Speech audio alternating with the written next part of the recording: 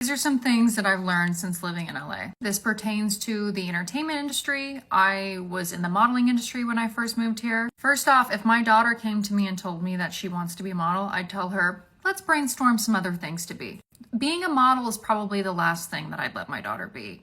Next to my son being a football player. Those are two, I'd be like, literally anything else you can be, those are two things I'm not gonna let you do. Most things are fronts. Most things are not real. Most publications like that are writing about celebrities, whoever, are paid for. People often call paparazzi on themselves. People often pay to get articles written about themselves. That's what people's PR teams are for. So when you see a paparazzi shot or you see a publication written about somebody, 9 times out of 10, that's paid for. A lot of actors that you see in movies together or that commonly work together, you think are friends with each other, and oftentimes that's not the case. Sometimes it is, sometimes it's not. If it's advantageous for an actor to have a good relationship in the public eye with another person, then that's what they're gonna do, even if they do not like that person or have fallen out of friendship with that person. Most marriages are fronts. Things in Los Angeles, especially in the entertainment industry, works a lot like how things worked in high court.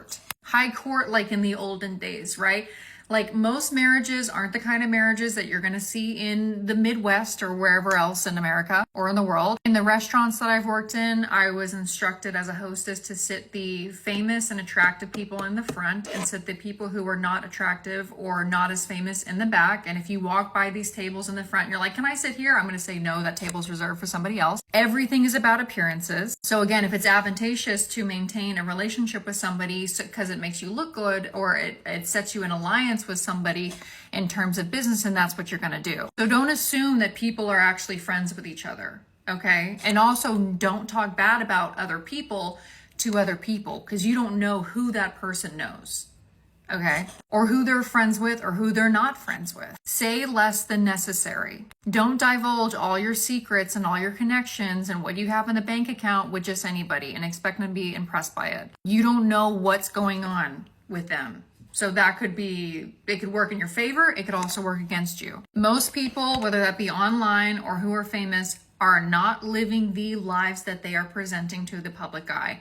Period. End of story. It's like 9 times out of 10, what they're portraying is not what's going on behind closed doors. I have seen so many times where people have been like, I love this person, whether it's a celebrity or an influencer, like they're just so this and they're so this. And it's like, I know these people in real life and no, they're not. No, they're not. No, they're not. Most actors, comedians, celebrities that you're like, oh, like anything that you see them in an interview or in a movie or while they're performing, you're like, oh, this person is so this. Most of the time, that is not the person you're going to get when you have a relationship with that person. If you are friends with an actor or a comedian, you're like, they're so, and they're so funny. That's not how they are in their relationships in real life. Sure, that comes out, but that they're, if you're friends with a comedian, they're not going to be haha chuckles all the time. Usually they're pretty cynical, shitty people to be around. Unless someone has a fuck ton of power, and I mean like a fuck ton of power, like A-list or like, unless someone has a ton of power, they cannot help you. If you're like, this person's a well-known actor, or this person's a well-known whatever, or this agent works for this person, you're like, they could really help my career.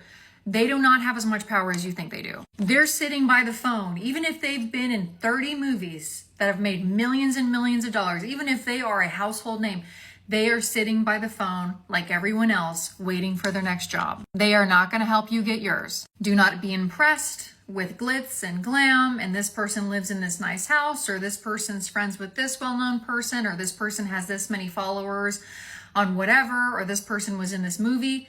That doesn't mean anything. That is not going to impact your life. Do not be impressed by cars people drive. Do not be impressed by houses people live in.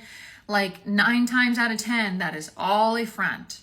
Okay, and the mechanisms that set these people up for these kind of appearances are so insidious and they're so intricate that it takes a while to figure out to be able to look at something and be like, that's legit, that's not. Money talks and bullshit walks. Unless money is being spent, unless opportunities are being given to you, they do not exist.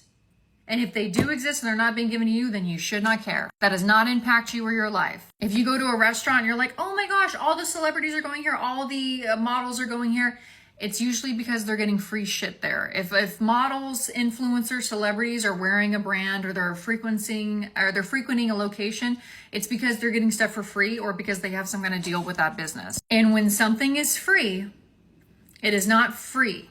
Appearances are everything here. So if you're a beautiful woman and you're like, I get these dinners for free, I get these drinks for free, at the very least, you are paying for it by your presence because you make the business looks good. No one is doing anything out of the kindness of their heart here. Okay? It's too hard to live here and people have to go through too much to just be handing out kindnesses of hearts everywhere. I'm not saying it never happens, but probably not. Do not show all your hands. Okay? Work hard.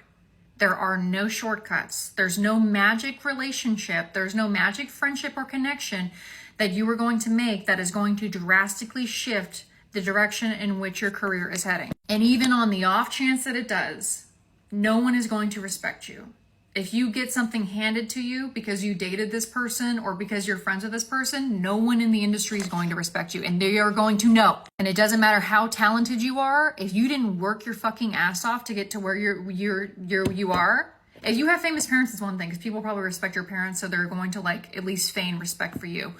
But if you just date somebody and you get opportunities due to that, no one's going to like you or respect you. Working your ass off and being truly talented is the only option. And you also have to be incredibly business savvy. Because if you're not, then people are going to take advantage of you.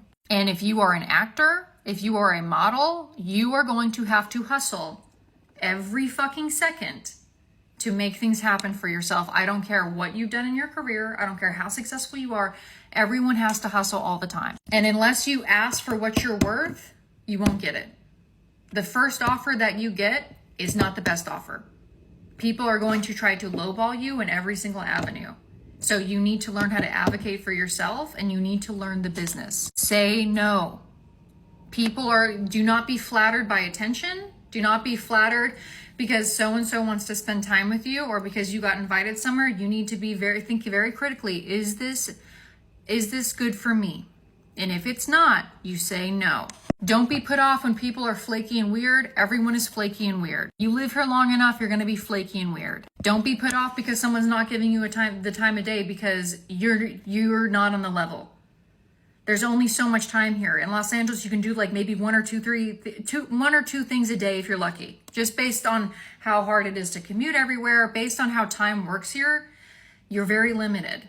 So don't be offended if someone doesn't have time to hang out with you or make time for you. Don't think that they're stuck up for it. I mean, you call them stuck up for it, but like, girl, we're all hustling. Someone can like you as a person, but I can't drive to fucking Culver City to hang out with you. And if you're not doing anything, if you are in the clubs all the time, or you're getting high, or you're whatever, your drama, and you're trying to befriend somebody who's hustling to make shit happen, do not take it personally that person doesn't want to hang out with you.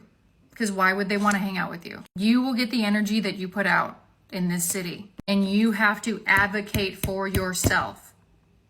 Every step of the way, you're going to have to roll dice. And you're going to have to say, nope, I need more than that. And it's very, very possible that person is going to tell you to go fuck yourself. You have to be willing to take that risk. That is the kind of dice roll that I do on myself all the time. You have to ask yourself, how much does this person need from me?